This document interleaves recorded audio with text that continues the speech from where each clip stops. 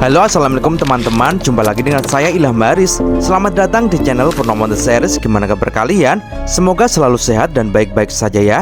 Kali ini kita akan meneruskan merangkum manhwa Sisingji Jiwa Sun Wukong atau The Great Episode Part 64 ya guys. Dan gak usah berlama-lama lagi, langsung saja gas cuy. Di episode sebelumnya diperlihatkan Raja Agung pun sangat geram dengan aliansi monster. Ia pun mengalirkan kekuatan petir merahnya kepada semua pasukan era kebangkitan untuk menyerang aliansi monster yang berada di pohon induk. Pasukan era kebangkitan pun dengan brutalnya berlari menaiki pohon induk yang sangat besar itu. Mereka pun berteriak, "Ayo kita berjuang untuk Raja Agung, bersihkan semua hama dan najis yang menjijikkan. Ayo kita bersama-sama menciptakan dunia baru yang lebih baik." Dan dohuak, seketika Neomoren pun muncul dan langsung menginjak salah satu kepala pasukan era kebangkitan sambil berkata, "Dasar kepala zombie yang sangat jelek. Kalian selalu membuat onar saja. Kalian sangat mengganggu." Dan dohuar, Neomoren pun lanjut menghajar pasukan zombie itu dengan trisulanya. Rubah ekor 9 pun kini juga melesat untuk melakukan perlawanan. "Adik Neo, kekuatanmu lumayan juga," ucapnya. Putri Tengkorak pun juga akan mengeluarkan pedangnya dan berkata, "Apapun yang terjadi, kita harus melindungi pohon induk monyet." Dan Hiu Perak bersama Xiaobe pun juga bersiap untuk bertarung. Sedangkan Raja Tiu pun sudah menghunuskan pedangnya sambil berkata, "Raja Agung, ini saatnya balas dendam." Baishi pun kini juga sudah merubah wujudnya menjadi laba-laba dan berkata, "Terakhir kali aku hampir mati di tanganmu. Kerugian itu tak akan terulang lagi. Selama jaring laba-labaku terbentuk dengan baik, tidak ada yang bisa menyakitiku." Dan mauwet, Baishi pun langsung menjaring salah satu pasukan sekte kebangkitan yang menyerangnya. Peperangan pun pecah. Para pasukan kebangkitan yang telah naik ke atas dengan sengitnya ditahan oleh para aliansi monster. Di sisi lain, Akajeri dan Tong Am masih mengamati keadaan, dan mereka juga akan bersiap untuk melakukan pertarungan sewaktu-waktu.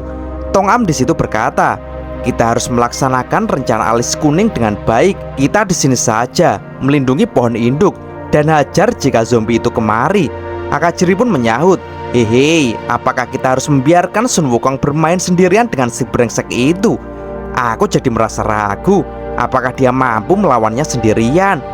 Dan kini terlihat seorang memutar-mutar tongkat ruyinya, dan itu adalah Xiao Liu. Sambil memasang kuda-kuda, ia berkata, "Si budak alis kuning memiliki alasan tersendiri. Kita semua pernah melihatnya. Kemampuan Sun Wukong memang luar biasa." Scene lalu flashback kembali saat Lafayette menerangkan rencananya kepada Wukong dan rekan-rekannya. Saat itu ia berkata, "Hehehe Wukong, apa kau tahu mengapa aku menyuruh kamu untuk bertempur sendirian dengan Raja Agung? Apakah ingat bagaimana kau bisa mengalahkanku saat itu?" Wukong pun lalu menjawab sekenanya, "Tentu saja aku tahu. Itu karena kekuatanku, kebijaksanaanku, dan juga keberanianku.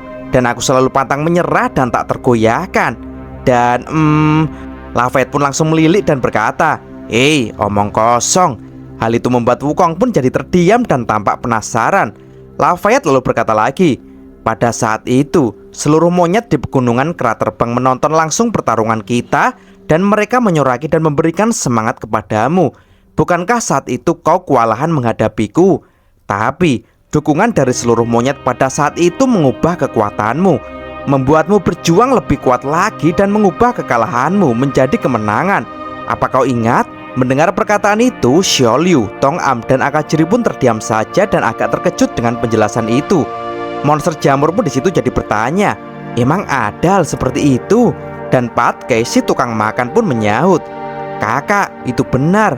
Dan Wuching pun berkata, "Lebih banyak orang memberi dukungan membuat kekuatan meningkat drastis." Lafayette pun semakin mendekatkan kepalanya kepada Wukong sambil berkata, "Raja Agung bisa mengubah kepercayaan orang lain. Ambillah kekuatan itu untuk kau gunakan, Wukong. Nyatanya, dulu kamu juga bisa kan? Hehe, bukankah ini menarik? Kamu dan Raja Agung ternyata dari jenis yang sama." Lafayette pun lanjut berkata sambil menunjuk Wukong, "Mengepung Raja Agung itu tidak ada gunanya. Terserah bagaimana caranya kamu berduel dengannya. Semua orang bertaruh padamu. Dengan cara ini kemungkinan menang jauh lebih baik. Apa kau mengerti?" Penjelasan Lafayette ini tampaknya mulai membangkitkan semangat Wukong. Wukong pun lalu menjawab, sangat sederhana dan sudah lama, tapi aku baru menyadarinya. Wukong pun langsung meringis dan berkata, hahaha, hei Lafayette, kamu sebenarnya hanya perlu mengatakan, itu semua terserahmu Raja Monyet Besar. Tolong bersihkan kekacauan ini. Apakah itu tidak apa-apa? Mendengar candaan dari Wukong itu, Lafayette pun tersenyum dan berkata, hehehe, kalau begitu, bawalah semua monyet dan seluruh monster di jalur monster ke sana. Dan cara yang paling baik, pindahkan saja pondok induk ini ke sana. Jadi begitulah kenapa para aliansi monster membawa pondok induk dan seluruh monster di dalamnya ke kota Chang'an ini. Dan kini terlihat seluruh monyet, baik itu kera putih dan hitam, mereka semuanya bersorak-sorai untuk mendukung Wukong. Mereka berteriak, Raja Kerasun Wukong, kami semua bersamamu. Kau adalah raja dunia yang tak terkalahkan.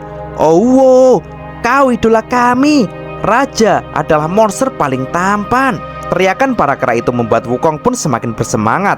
Sambil memegang tongkatnya ia berkata, kalian benar-benar, sudah aku katakan kepada kalian, walaupun yang kalian katakan itu semua benar. Tapi mengapa kalian berkata begitu kencang? Aku kan jadi malu. Wukong pun meringis dengan tatapan mata yang penuh gairah. Tongkatnya pun juga mengeluarkan api tempur yang menggelora. Di sisi lain, Raja Agung pun ternyata masih berusaha untuk menekan jiwa bailang di tubuhnya agar tak bisa muncul lagi. Ia di situ berkata, situasiku agak tak menguntungkan. Kenapa tubuh asli ini keluar di saat bersama aku akan mengatasi monster kera yang lucu itu? Aku akan menanganinya dengan perlahan. Aku akan segera menyelesaikan pertempuran ini. Raja Agung pun mulai berlari. Ia pun dengan cepat melompat ke arah Wukong sambil berkata, Sun Wukong, biarkan aku membunuhmu lebih dulu. Wukong pun balas berkata, dasar anjing agung sampah. Untuk guru, untuk bailang, hari ini aku tidak akan melepaskanmu. Raja Agung pun tampak geram dan berkata, hei, monster najis yang aneh, kau telah melampaui batas. Levelmu berbeda jauh dariku dan kau masih mau menantangku secara langsung. Raja Agung pun mulai mengumpulkan kekuatannya di tangannya. Gali saja sendiri kuburanmu sana, teriaknya, dan maut. Raja Agung pun menembakkan tembakan hitam dengan jumlah yang banyak. Wukong pun sedikit terkejut. Ia pun dengan cepat berusaha menghindari serangan yang cepat dan rapat itu. Dan seret, salah satu tembakan itu menyerempet tubuh Wukong, dan itu membuat sedikit darah Wukong menjadi kabut. Sambil terus berusaha menghindar, Wukong pun berkata, ups, tembakan ini merubah darah menjadi kabut, jangan sampai mengenainya. Raja Agung pun terus menembakkan kekuatannya dan berkata, hei lihat, apakah kamu bisa melarikan diri? Kemana kau akan pergi?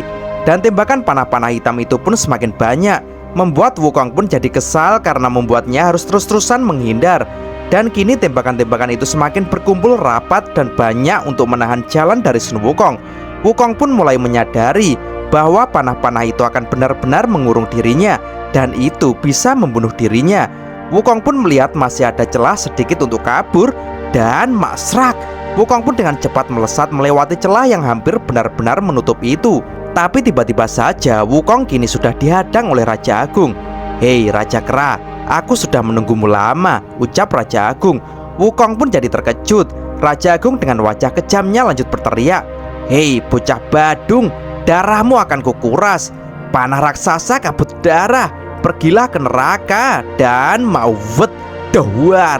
Seketika Raja Agung pun mengeluarkan panah hitam besar yang langsung melumat Wukong, membuat Wukong pun tak terlihat dan hanya terlihat muncratan darah kabut. Dan hal itu membuat Raja Agung pun kebingungan dan berkata di dalam hati, hei, kemana tubuhnya? Apakah tubuhnya benar-benar hancur? Aku jadi curiga. Dan tiba-tiba saja betapa kagetnya Raja Agung karena ada sebuah tangan kecil yang bergerak di pipinya. Dan ternyata itu adalah Sun Wukong yang saat ini telah merubah tubuhnya menjadi Ant-Man atau manusia semut dengan jumlah yang banyak dan mengerubuti tubuh Raja Agung. Tubuh Wukong yang kecil-kecil itu pun dengan riangnya mengejek Raja Agung. Di situ Wukong berkata, hei, apa kau mencariku? Akan kugigit kau. Dan mak cetot. Gigitan Wukong-Wukong kecil dan banyak itu membuat Raja Agung pun jadi girap-girap dan kesakitan. Gigitan Wukong itu membuat Raja Agung mengeluarkan darah. Dan Wukong-Wukong kecil yang lain pun ada yang masuk ke telinga Raja Agung dan juga selangkangan. Mereka pun dengan riangnya menyiksa Raja Agung. Jelas saja hal itu membuat Raja Agung sangat geram. Ia pun lantas berteriak, "Bagaimana ini bisa terjadi?" Dan mak dawar. Seketika Raja Agung pun menghempaskan Wukong dengan kekuatannya, membuat wukong-wukong kecil itu pun menjadi musnah. Raja Agung pun marah dan berkata, "Membosankan? Apa kau seorang dukun yang suka main trik? Pertempuran apa ini? Bisakah kamu bertarung dengan serius, ha? Musuhku itu selalu jelas." Dan tiba-tiba Wukong pun kini sudah berada di belakang Raja Agung dengan wajah yang sangar dan bersiap untuk memukulkan tongkatnya sambil berkata, "Hei, apa kau ingin mengajariku bertarung? Tidak peduli seberapa agung dirimu, bahkan jika kau 10 kali lebih kuat, apapun yang kamu inginkan dengan orang-orang di dunia ini, hanya aku, Sun Wukong, yang tak pernah bisa kau kendalikan. Makan tai ini dan duar." Seketika Wukong pun memukul wajah Raja Agung dengan keras, membuat Raja Agung pun terlempar dengan sangat keras menabrak bola hitam raksasanya. Raja Agung pun sedikit terkejut dan merasa kesakitan. Dan sambil memegangi kepalanya, Raja Agung pun berkata, "Sun Wukong, tampaknya kau menjadi lebih kuat ya." Sedangkan Wukong pun kini tampak sangat gembira dan tangannya pun menari-nari dengan tongkatnya. Wukong pun lanjut mengangkat kedua tangannya sambil berteriak, "Yeay, pukulanku berhasil. Aku telah membuat Raja Agung kehilangan muka." Dan kini Lafayette yang melihat Wukong berhasil memukul Raja Agung, ia berkata di dalam hati, "Hehehe, itu dia, kekuatan tersembunyi dari monyet liar itu. Kekuatan provokatif yang bisa membuat lawannya menjadi marah dan kemudian membuat keputusan yang salah." Para monyet pun kini berteriak, "Raja Wukong, hei Raja Agung, gimana rasanya tak punya wajah? Hei makhluk tak berwajah, makhluk tak berwajah." Dan kini Raja Agung pun mulai bangkit. Tangannya pun mengepal. Raja Agung pun merasa sangat marah dan berkata di dalam hati, "Berani-beraninya setan monyet ini memukul kepalaku."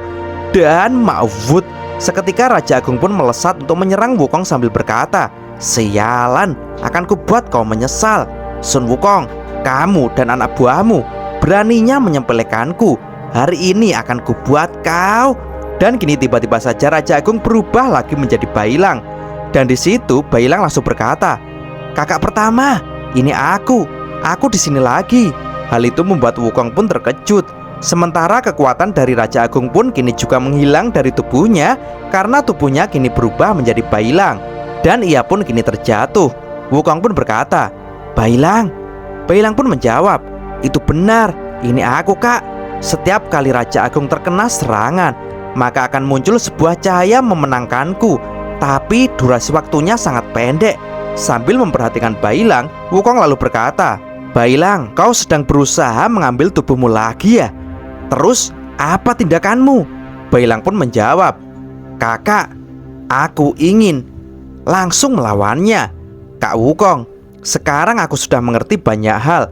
Selama aku berada di jurang kegelapan, Xiaoyu selalu melindungiku. Dia menggunakan cahaya apinya untuk melindungiku agar tubuhku tidak benar-benar direbut oleh Raja Agung. Tapi saat ini aku melihat kekuatan Xiaoyu jauh lebih lemah. Kali ini giliranku untuk melindunginya. Kakak Wukong, aku tahu aku tidak cukup pintar. Aku hanya serigala yang berusaha menjadi kuat untuk menjadi diriku sendiri. Tapi satu hal yang jelas bagiku, aku sangat sayang kepada Xiaoyu. Selamanya aku tidak akan membiarkan siapapun untuk menyakitinya," ucap Bailang dengan wajah yang sangat serius dan tekad yang kuat. Hal itu membuat Wukong pun melongo sambil menggaruk rambutnya. Dan ia pun langsung berteriak kepada Bailang, "Bagus, kamu tiba-tiba menjadi seorang pria sejati Bailang. Kamu pasti bisa. Kalau begitu pergi dan kalahkan anjing agung itu."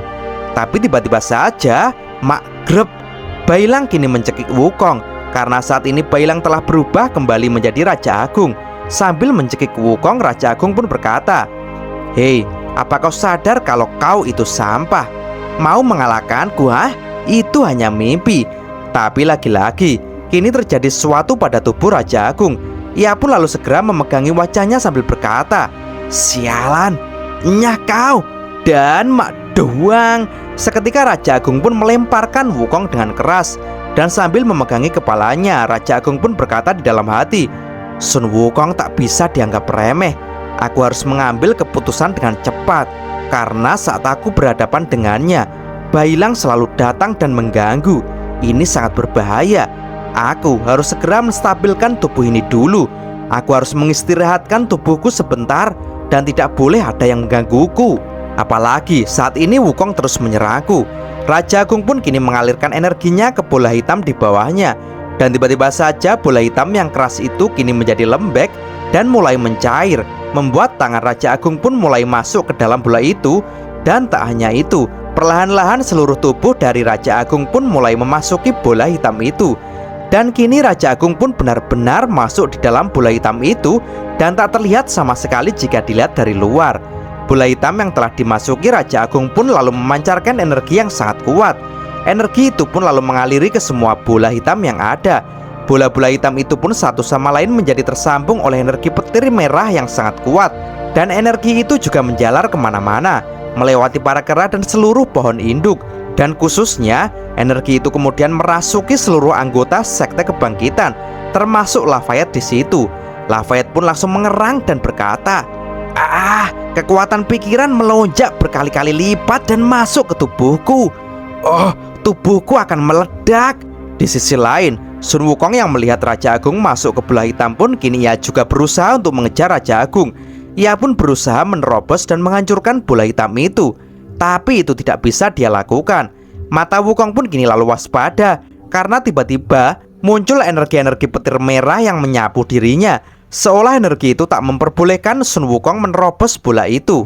Wukong yang terlempar oleh energi itu langsung bersalto dan mendarat di atas bangunan.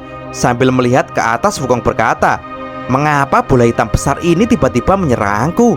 Bola hitam yang dimasuki Raja Agung pun kini sudah mengeras lagi dan tak ada siapapun yang bisa memasukinya.